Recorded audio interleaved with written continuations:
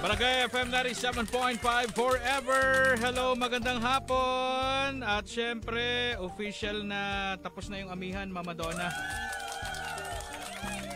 Nag-iba na yung ihip ng hangin. Ang problema natin, Mama Donna, mas iinit pa ang panahon, no? Oo, Paps. Ang init-init na nga eh. Lalo na next week. Oo, ayan. Anyways, mga kapuso, mga kabarangay, dito na naman po tayo sa ating programang Talk to Papa. Meron po tayong kapuso dito, si Cindy.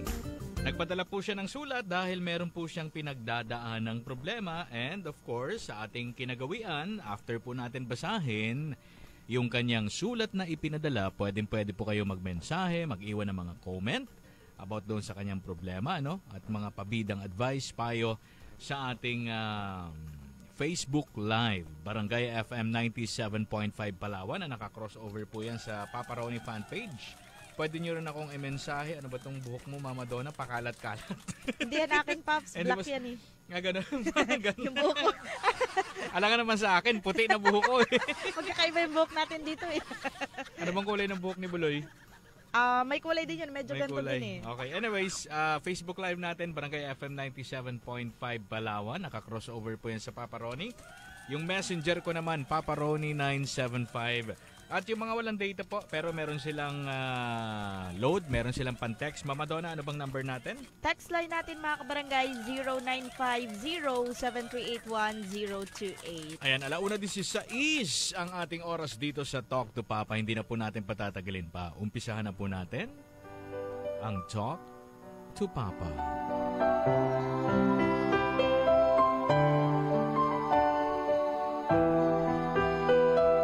Lahat gagawin mo para sa mahalagang tao sa buhay mo. Malakabit na kumapit ka pa sa patalim. Papa Ronnie, tawagin niyo na lang po ako sa pangalang Cindy.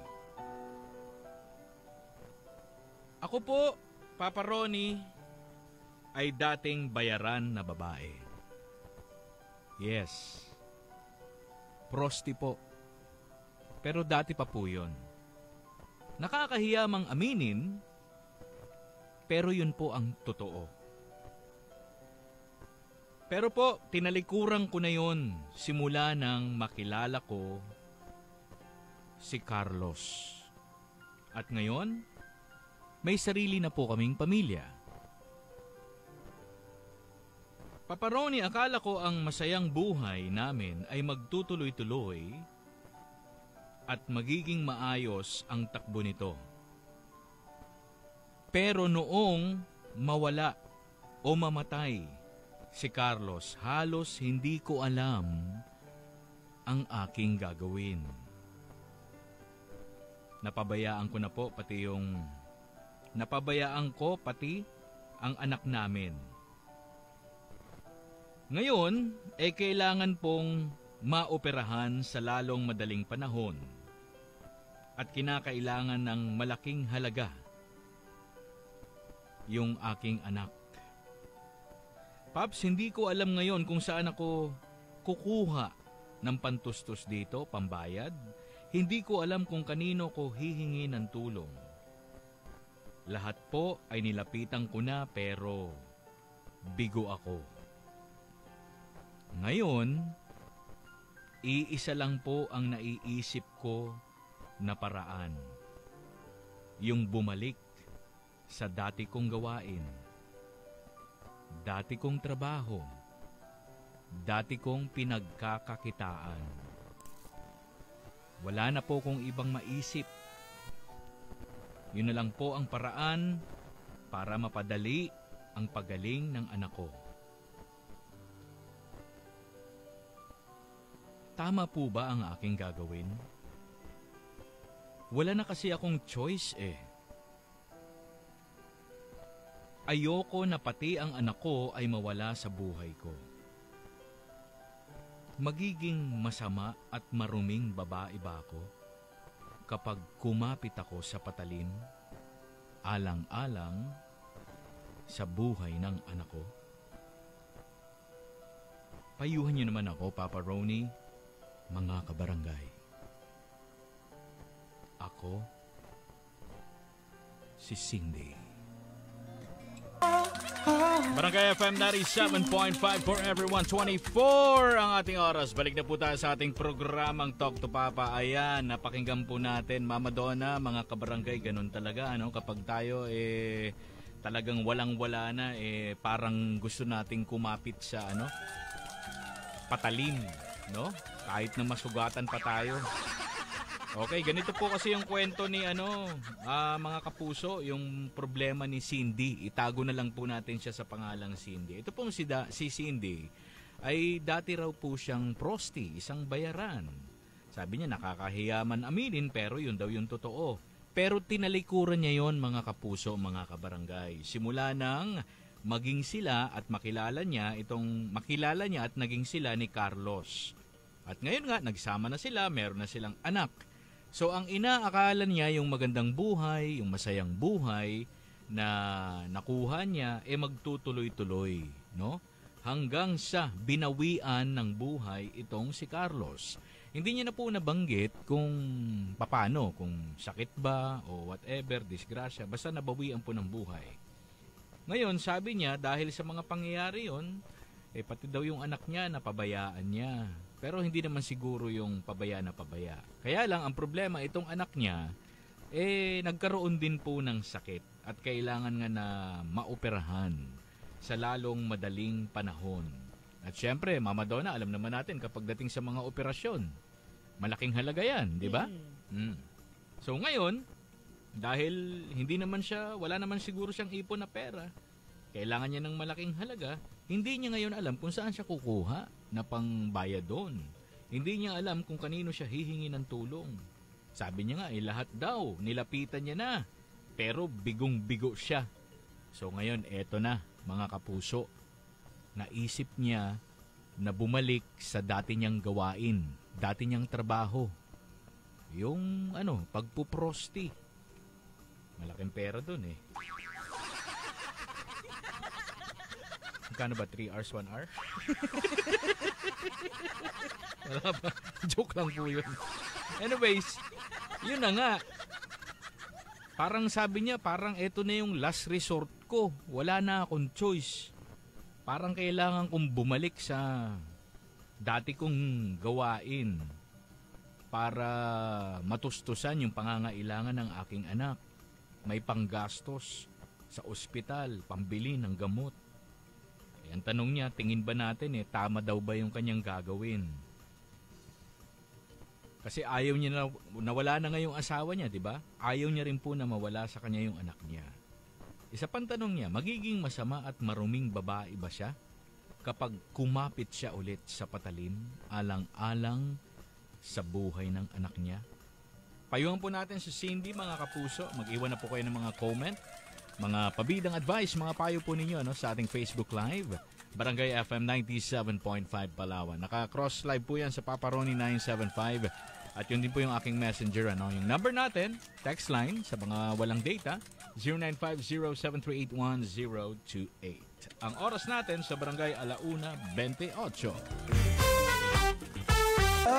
Isang bansa, isang barangay. Sabay-sabay po nating payuhan ang ating kabarangay po na si Cindy sa kanyang pinagdadaan ng problema. Dito po tayo sa Barangay FM Forever. Ayan, napahinggan po ninyo yung song from John Legend. Okay, yan po ang song na All of Me. Okay, balik na po tayo sa Talk to Papa. Eto na. Basahin na natin yung mga comment ng mga kabarangay po natin. And for the meantime, batiin muna natin to. Okay, binabati natin yung mga gwapong-gwapo, no? Na si Sir Ted.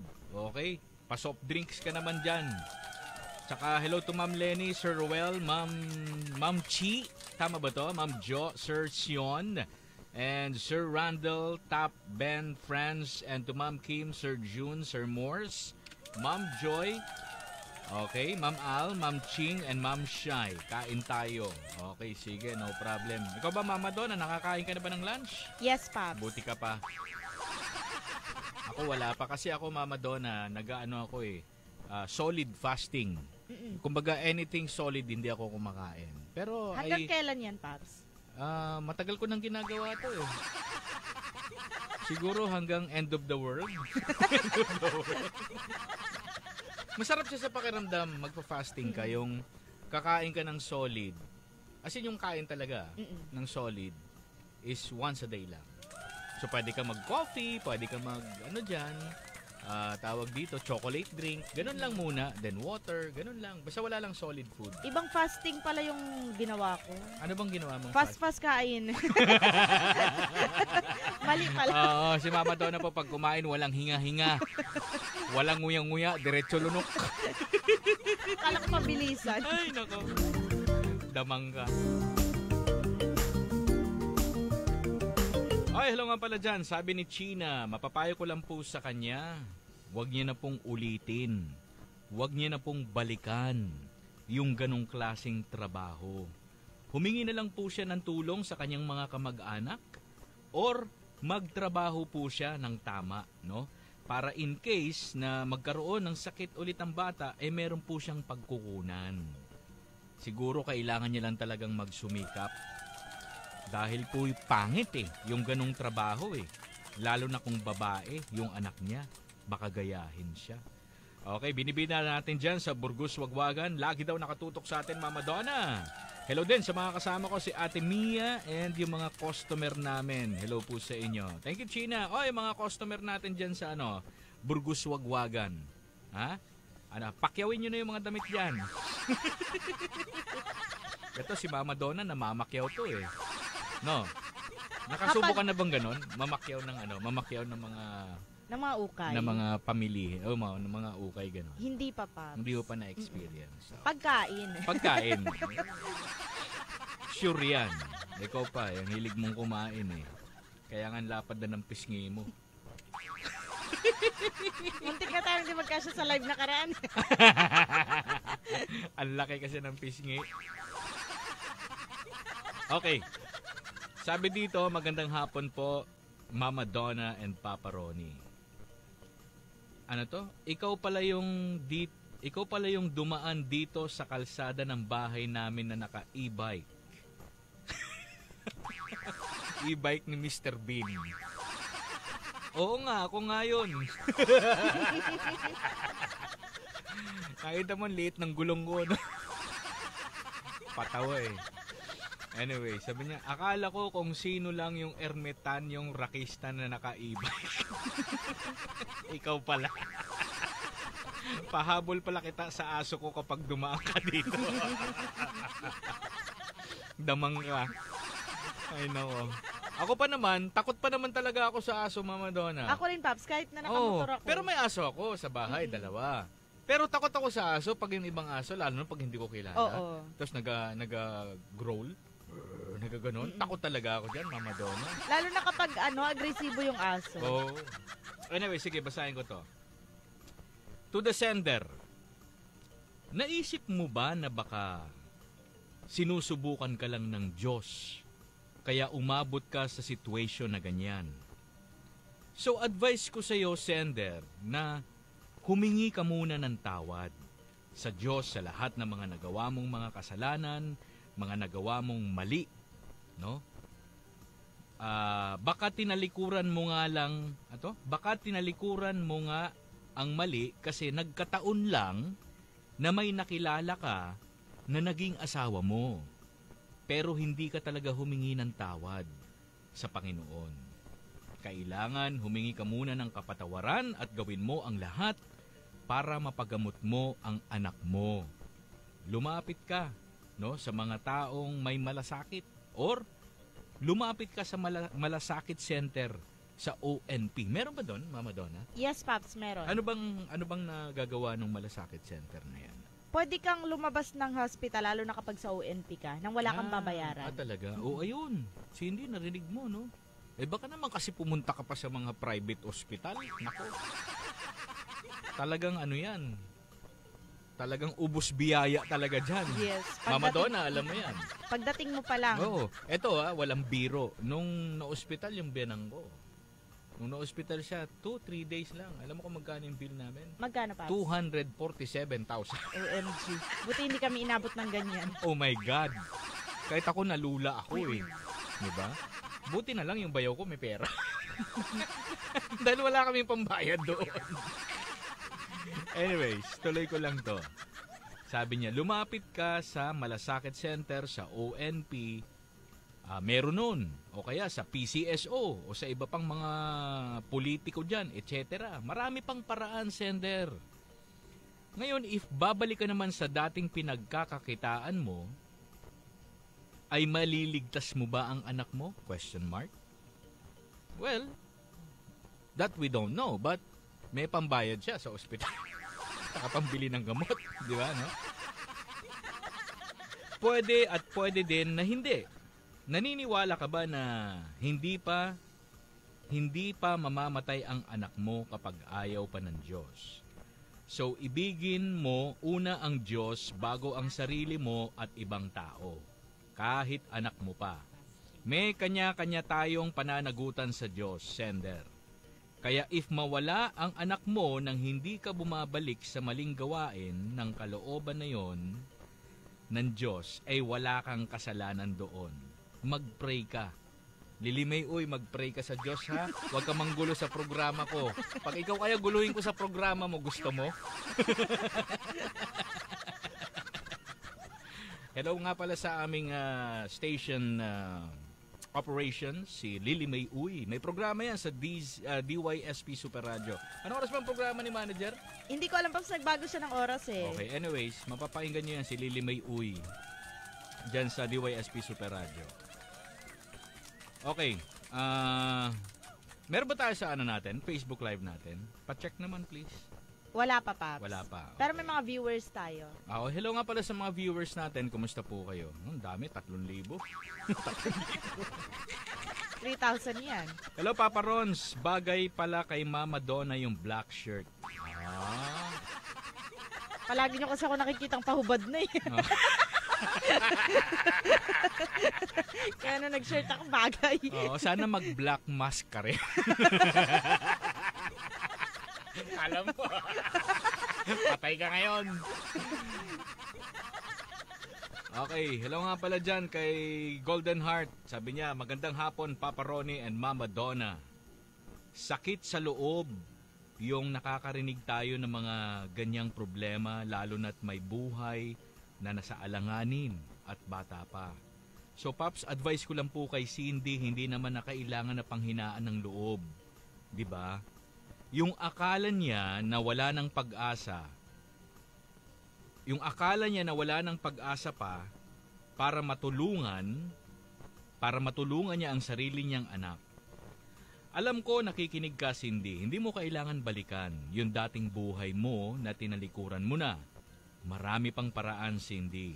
Kailangan mo lang magpakatatag, no? Bigyan kita ng mga dapat mong gawin. Ganito, lumapit ka sa mga ahensya ng gobyerno na pwede mong lapitan tulad ng DSWD, PCSO, local government natin. Totoo yan, Mama Donna. Totoo yan, Cindy. Yun nga lang, talagang kailangan mo siyang trabahuhin, di ba? Kailangan mo siyang puntahan. So, i-focus mo lahat ng energy mo, ng time mo sa pagpunta sa mga ganitong ahensya. DSWD, PCSO, local government natin, tumutulong naman yung mga yan eh. Kahit yung Paps, sa mga bawat barangay, merong budget for FA. Oo, tumutulong yan. Siguro habaan mo lang yung pasensya mo. Yes, may pila. Yes, medyo maiinip ka. Pero habaan mo yung pasensya mo. Tutulong at siguradong meron silang maibibigay. Tama to. No? Puntahan yung DSWD, PCSO, local government natin, at yung Malasakit Center. No, meron din diyan sa ospital. Pwede ka ring lumapit, no, sa mga radio stations para manawagan. Walang problema sa panawagan, basta wag lang pong pera. Si Mama Donna na lang hingian mo, Cindy. Kailan ba? Kasi absent sana. Yan ang ba sinasabi ko eh. Style mo bulok. Okay. Okay, pwede ka rin lumapit sa mga radio stations para manawagan ka, para makahingi ka ng tulong para sa anak mo. Merong mga ganun, Mama Donna, may mga listeners tayo na mabubuti ang puso. Minsan nagbibigay ng cash yan, di ba? Kung hindi man in cash, minsan in kind, di ba? Okay. Hindi nga masama para sa anak mo ang gusto mo, pero masama para gawing dahilan. So Cindy, lakasan mo na lang ang loob mo, magpakatatag ka, napakadaming paraan pa diyan, no? Pinanghihinaan ng loob ka lang. Kaya mo siguro nasasabi yung ganyan. Ang gawin mo, mag-pray ka kay Lord, maging malakas ang loob mo na lumapit sa mga kinauukulang alam mong malalapitan mo na makakatulong sa iyo para sa anak mo. Bigyan mo ng pag-asa ang sitwasyong akala mong wala ng solusyon para sa buhay ng anak mo. Lakas lang ng loob at panalangin ang panghawakan mo para sa inyo ng anak mo. May mga kaibigan din akong katulad ng problema mo. Tinulungan ko sila sa pamamagitan ng paglapit sa mga ahensya ng gobyerno sa awa ng Diyos. Ayun, natugunan ang problemang akala nilang wala ng pag-asa. Sana, Cindy, buksan mo ang isipan mo na may paraan pa para sa anak mo. Pray lang palagi. God bless sa iyo, Cindy. Thank you. Galing yan kay Golden Heart. Maraming salamat, Golden Heart. Anyways, mensahe lang po kayo ng mga pabidang advice po ninyo. Iwan kayo ng mga message, mga comment sa ating Facebook page, Barangay FM 97.5 Palawan, naka-live tayo dyan. At Papa Ronnie 975, yung aking messenger, at doon din po, naka-live din, no? Number natin, 0950-738-1028. In the meantime, kantahan muna tayo. Ito muna, sasamahan tayo ni Ogie Alcacid. Nandito ako, dito lang sa Forever #1 radio station, Barangay FM. Forever. Barangay FM 97.5 Forever, isang bansa, isang barangay. Sabay-sabay po nating payuhan ang ating kabarangay po na si Cindy sa kanyang pinagdadaan ng problema. Alright, dito pa rin po tayo sa ating Talk to Papa. Ako pa rin po si Papa Ronnie. Kasama pa rin po natin ang babaeng pilit na ginagaya pero hindi kaya. Walang iba, si Mama Donna ngayong El Nino. Ano kayong mangyayari ngayong El Nino kay Mama Donna? Kaya uminom ako palagi ng tubig eh. Oo, sige, kasi para hindi ka ma-dehydrate, di ba, no? Meron ba akong pinapanood? Ano siya eh, parang sort of game actually. Pag pinapasok niya yung game na yon, sobrang init kasi. Pag nainitan yung tao, nadi-dehydrate, natutuyo. Ngayon, yung parang natuyo lang na ano, tapos pwede mong i-fold. Kung gusto mong mabuhay ulit yung tao, tapon mo lang sa tubig, marirehydrate siya, mabubuhay ulit. Anyways, Mama Donna, pakibasa naman, mukhang pabidang ano yan. Hello kay Jansky ba yan? Oo. Okay. Esteban, sabi niya, pabida ko lang Mama Donna and Papa Ronnie, si Pet Malu, Jess Baboy, and kay Ping Kayaw daw na naglalaro ng ML. Yan, ako naman, ikaw ba nag-ML pa rin? Hindi na, Paps. Ba, talaga ha, tinigil mo na ha. Ako, it's been 1 or 2 months na ako hindi rin naglalaro ng Rise of the Kings eh. Pang mayaman yung laro mo, yung amin, ano lang. Oo, simula nung tinigil ko yun, hindi naman tinigil. Nandun pa rin yung laro, hindi lang ako naglalaro. Simula nung medyo nag-pause ako sa game na yon, alam mo parang feeling ko ang dami kong pera. Hindi na napupunta doon eh. Okay. Anyway, sila po, magandang hapon. Nako, mahaba pala to, wala tayong oras. Anyway, sige, mamaya babasahin natin yan, ano. Huwag po kayo mag-alala, lahat ng mga minimensahe ninyo, as long as na ako'y nasa talk time pa, babasahin natin yan. Kasi kahapon, Mama Donna, may mga pumasok. After ko magpaalam, paglabas ko, may mga pumasok na mga mensahe, delayed. So, humingi na lang ako ng paumanhin. Napasensya, ngayon lang pumasok mga message nyo. Anyways, dito pa rin tayo sa Talk to Papa. Ako pa rin po si Papa Ronnie, kasama si Mama Donna. Ang oras natin, 2:01. Barangay FM 97.5 Forever, 2:17. Balik na po tayo sa ating programang Talk to Papa. Ako pa rin po si Papa Ronnie. Siyempre kasama pa rin po natin si Mama Donna. Ay, hello nga pala sa mga kapuso po natin dyan. Ang dami na natin mga mensahe dito. Sige, bilis-bilisan natin, ano?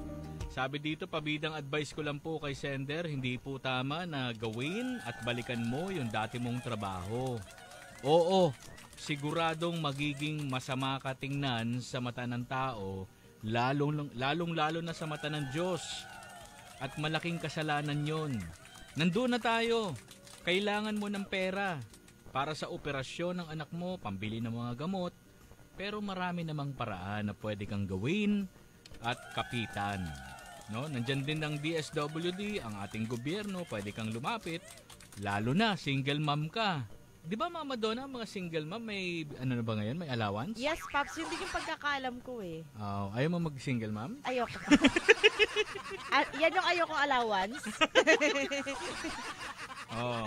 Ang pagkakaalam ko meron talaga, di ba? Meron. Saan ba nag-a-apply dyan? Hindi ko alam, Pops eh. Single mom lang? Unfair naman sa mga lalaki. Paano yung mga Parang ano ata yan, Pops? Single parent. Single parent, pwede.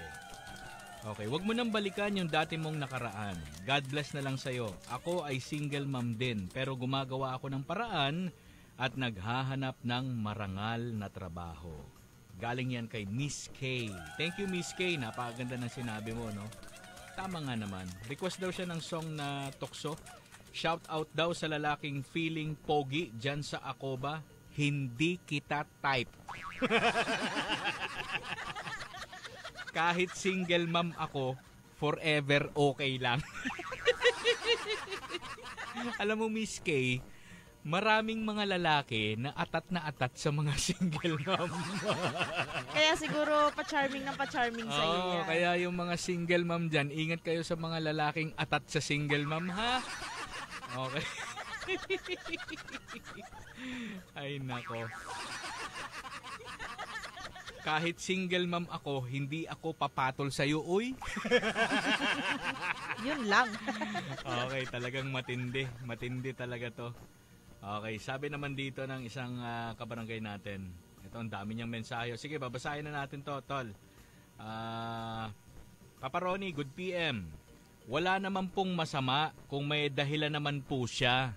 Huwag niyang isipin yung mga nasa paligid niya, yung mga nakapaligid sa kanya dahil ganyan talaga ang magulang. Lahat ay gagawin para sa anak. Basta ako, pwede niya akong maging customer. Kaya naman pala in-encourage eh. Bastos. Huwag siyang mag-alala. Gagamit ako ng roll bag. Ano ka ba naman, Ricky? Ikaw talaga, Ricky. Okay. Instead na makatulong ka, ginatungan mo pa. Hello daw sa mga kasama niya, si Naldo, Bongbong, tsaka yung pinaka-pogi na si Dozin. Tama ba? Dozin. Okay, sana na nabasa ko ng tama yun. Thank you. Okay, sabi pa dito. Payo ko lang po sa sender, lumapit ka sa Malasakit Center. Yun nga sinasabi nila, Mama Donna, puro Malasakit Center. Yes, Pops. Siguro may mga experiences sila dito. Kasi ako ngayon ko nga lang narinig yung Malasakit Center na yan eh. Na-experience namin yan, Pops. Okay. So magkano rin yung nakuha nyo doon? As in, wala kaming pero matagal na yun eh, wala kaming binayaran. Okay. Ang binili lang namin is yung mga reseta. Gamot, reseta, okay. Sa labas. So matanong ko lang, if okay lang sa'yo, mga magkano yung bill ninyo nung time na yun? Lumampas kami ng 30 plus eh. Wow! Yes. Sinagot ng Malasakit Center. Yun naman pala Cindy, Tapos yung pinsan ko na operahan din dyan, Pops, sa anong tawag dito? Appendicitis. Ang question ko, meron ba din. silang mga hinihinging mga requirements, ganito? Pagkakalam ko meron, Pops, kailangan. So, kailangan mo ring yung requirements, Oo, ipasa. i-process din. I-process. Ganun talaga, Cindy. Mahirap, pero kung talagang kailangan mong gawin mo. Kesa naman sa bumalik ka sa dati mong gawain, di ba? Umalis ka na nga dun eh. Nabitawan mo na yun eh. So, hindi dahilan yun. Kasi marami namang sangayang gobyerno na handang tumulong sa mga kapuso at mga kabarangay natin. Sabi dito, huwag ka nang bumalik sa dati mong work. Masama yun para sa anak mo. Okay? Galing sa maruming gawain yung pera. Huwag ka mag-alala, tutulungan ka ng ahensya na yan para sa ating yang mahihirap na tulong na ginagawa nila. Yung DSWD, pwede ka rin lumapit sa office nila. No, sa ating gobernador, mga board members, PCSO, tutulungan ka niyan. Huwag ka lang babalik sa work mo. Okay, thank you. Galing yan kay Elaine ng Rizal Avenue. Oo nga naman, di ba? Sabi pa dito ng isang kabarangay natin, sana makaraos ka sa problema mo, lalo na yung anak mo. Danas ko yan eh. Yung anak ko, 1 taon pa lang dati, nagkaroon na ng pneumonia. Awa ng Diyos, nakasurvive kami. Dasal ka lang lagi, no? May awa si God. Di ka niya pababayaan. Kung naririnig mo kung naririnig mo to, magpakalakas ka lang. Nanay tayo, bawal mapagod. Oo nga, pag nanay, bawal mapagod, no? Mama Donna. Bilib ako sa lahat ng mga ina ng tahanan, ha? Yung mga certified na ina ng tahanan. Yes. Hindi yung mga ina, pero walang pake sa mga anak nila. Okay? May message tayo dyan, Mama Dons? Galing ulit kay Jansky Esteban yan, Pap. Sabi niya, good afternoon, Papa Ronnie and Mama Donna. Palagi daw siya nakikinig sa Barangay FM. Thank you, Jamsky. Hello to Aubrey. Nakikinig daw siya ngayon. Anak mo to, Mama Donna. Si Hello to Aubrey. Oras natin, alas 2:23. Mensahe lang po, mga pabidang advice. Comment lang po sa ating Facebook Live. Sa ating sa aking messenger, Papa Ronnie 975. Dito pa rin tayo sa Barangay FM. Forever. Barangay FM 97.5, Forever Song for You. Yan po ang awitin mula sa Chicago. Alright, 2:33 ang ating oras. Dito pa rin po tayo sa ating programa Talk to Papa. Brought to you by Red Horse Beer. Lakas ng tama, pero di wasak. Eskelan. Mag-Eskelan isang tableta up to 12 hours long lasting bisa sa paulit-ulit na pain. Alaksan FR. Sa maliit o malaking aray, Alaksan FR agad. Alright, hello nga pala dyan kay JJ. Sabi ni JJ, maraming ahensya ng gobyerno na pwedeng lapitan. Hindi mo na kailangang bumalik pa sa dati mong trabaho. Thank you, JJ. Hello to Richard. Okay, magandang hapon para po sa sender. Huwag niya na pong balikan yung dati niyang work, no? Na ganyan kasi mas malaking pagsubok po yan. Okay? Kasalanan po yan sa Diyos eh.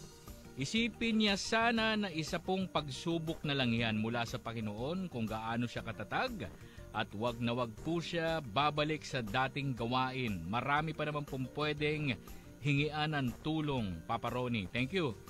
Tsaka pag malaki na ang anak niya tapos malaman na ganyan yung trabaho niya, nako, baka gayahin siya. Lalo na kung babae din yung anak niya. Dasal na lang po, sender. Yan ang matibay na panlaban sa mga pagsubok sa buhay natin. Yun lang po. Magandang hapon. Binabati natin dyan. Naghuhuling daw sa bundok ng Santa Lucia. Green Peak. Tama ba? Green Peak? Meron bang ganun?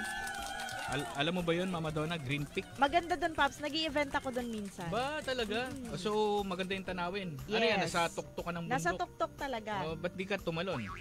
Ayoko pa eh. May swimming pool din doon, May Paps. swimming pool. Wow, talaga ha? Okay.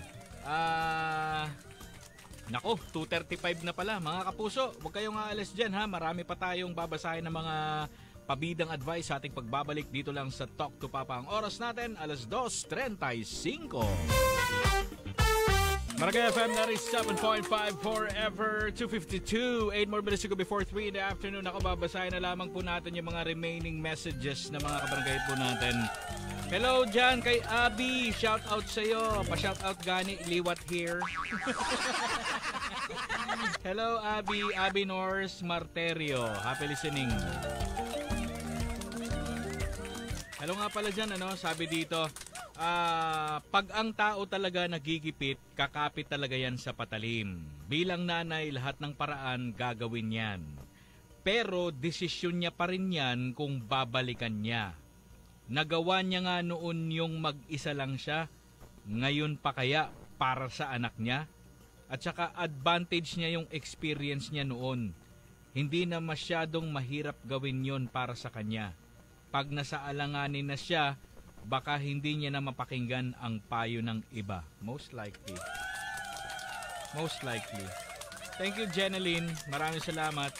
Binabati ka ni Abby, Mama Donna. Hello daw sa'yo. Hello kay Abby. Okay, Abby, thank you. Maraming salamat. Hello to Joaquin. Shout out dyan sa, habang patulog pa lang. Ba? Okay, habang patulog. Bakit? Nakikinig ng Facebook Live daw natin, nanonood. Request ng song na Don Moen, Christian Songs, I Love You All. Joaquin Biasong ng San Manuel. Joaquin, huwag ka mag-alala. Starting, Mama Donna, ano ba yung Palm Sunday? This coming Sunday. Yes, Paps. This coming Sunday, Monday, Tuesday, Wednesday, meron tayong mga Christian song na ipi-play, ha? Para sa yan, preparasyon natin sa Semana Santa. Okay, para hindi naman tayo masunog sa dagat-dagatang apoy. Para pataas naman tayo, no? Okay. Don Moen, alam ko yan. Di ba? Yung mga kasikat niyang kanta na ba? God will make a way. Oh, di ba?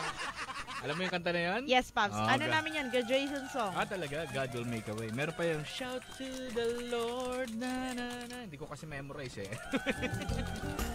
Okay, magalala mga kapuso. May mga Christian song tayo starting Sunday hanggang Wednesday po yan. Ano bang tawag doon? Holy Wednesday? Yes, Pops. Okay. Simula Monday. Okay. Hello to Lily. Always listening po sa inyo starting morning until everything dito sa Acoba Agri Trading Bigasan Tinigiban. Thank you. Advice ko lang po sa sender, unang gawin mo, magdasal ka ng taimtim, humingi ng tawad sa mga nagawa mong kasalanan. Pangalawa, huwag mo nang balikan ng dati mong trabaho dahil isang malaking kasalanan yon. Pangatlo, pwede kang lumapit marami kang pwedeng lapitan, lalo na ikaw ay single mom. Siguro naman may mga kamag-anak ka na pwedeng tumulong sa'yo para lumapit sa marami kang malalapitan. Okay, DSWD, local government, sa barangay, sure na tutulungan ka niyan. Maging matatag ka lang sa buhay para sa anak mo at sa lahat ng mga desisyon mo. Ipinagpipray ko na sana na maging maayos na ang kondisyon ng anak mo at lahat ng lapitan mo ay maging open ang puso. Thank you, Lily. Maraming salamat. Hello nga pala kay Bricks. Papa Ronnie, payo ko lang po, wag na po siyang bumalik sa dati niyang trabaho. Masama po yun. Tama yung sabi ng iba. Lumapit na lang po siya sa mga ahensya ng gobyerno. Okay? Magpatulong po siya sa mga kamag-anak niya at kung may mga magulang po siya, mga kapatid, para mapabilis ang paghingi ng tulong. At syempre, kailangan samahan niya rin po ng dasal para mailayo po siya sa naiisip niyang masamang gawain. Thank you, Bricks! Okay, maraming salamat. Dami nating mga mensahe. Mama Donna, talagang dinumog tayo ng mga kabarangay natin. Mama Donna, baka may mga bagong pasok sa natin, sa Facebook Live. Same message, Pops. Same message. Oo. Pabati na lang po yung mga construction boys sa Westcom. Si Foreman, Mon Apgao, Ferds Manlavi, and Engineer Sarge. Okay, request daw ng song na Labis na Nasaktan. Mag-abang ka na.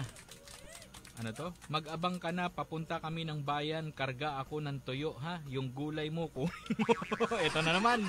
Wrong send na naman to, Mama Donna. Kailan ba tayo may na wrong send? Kahapon? Ay, gustong-gusto ko kitang kausap. Damang ka. Magdi-deliver ka lang, nagninilandi ka pa. Magdi-deliver ka na lang ng tuyo tsaka ng gulay, nilandi mo pa kami. Wrong send ka po. Excuse me po. Anyways, check natin dito. Baka may mga bagong pasok. Ang dami mga mensahe Okay. Ayan. Ito, nabasa natin yan. I-heart natin. Yun ang palatandaan ko, Mama Donna Hello nga pala dyan kay Hulgwin. Jan, shout out po mga... Shout out mo nga ang pangalan ko. Okay. Jan Hulgwin. O yan na, sinashout out ko na yung pangalan mo. Always daw nakikinig sa atin to. Okay, meron pa ba? To Abby ulit. Okay, thank you Abby. Maraming salamat. Nasisipag tong mga kabarangay natin magbigay ng mga pabidang advice Ako masasabi ko na lang sa'yo, tama ang sabi ng mga kabarangay natin. Cindy, wag mo nang balikan yung nakaraan mo. Kasi galing ka na doon At saka alam naman natin na it's bad. Diba? Masama yun. So, alam natin na nandiyan ka na talagang gipit na gipit ka at kailangan mo ng pangtustos, panggastos sa anak mo. Pero katulad ng sabi ng mga kabarangay natin, ang daming pwedeng lapitan ng mga ahensya ng gobyerno. Yun na nga lang yung sa Malasakit Center, nagulat ako. Ito, kwento ni Mama Donna nung may na-hospital, di ba? Sinagot, 30,000? Yes. And I guess, sa tingin ko, pwede ka namang lumapit doon. Kailangan mo lang siyang trabahuin. Kailangan mo lang siyang puntahan. Kailangan mo maging pasensyosa. No, kailangan ng pasensya doon. Kung kailangan mong pumila ka. Mas madali naman ang pumila kaysa sa tumihaya. 'Di ba? Just saying, Mama Donna. Para sa iyo. Para sa akin, Pops, wag niya nang balikan kasi yung asawa niya na ngayon naging way, 'di ba? Na para umalis siya sa trabaho na 'yon. And hindi naman ibig sabihin na pag wala na yung isang tao, hindi mo na susundin yung mga dating ayaw niya, 'di ba? So para sa akin wag na. Gawa na lang siya ng paraan. Yes, tsaka yung yung hindi pagbabalik sa dating gawain at ituloy yung tuloy-tuloy na pagbabago, gift mo na lang sa anak mo yan. Yes. 'Di ba?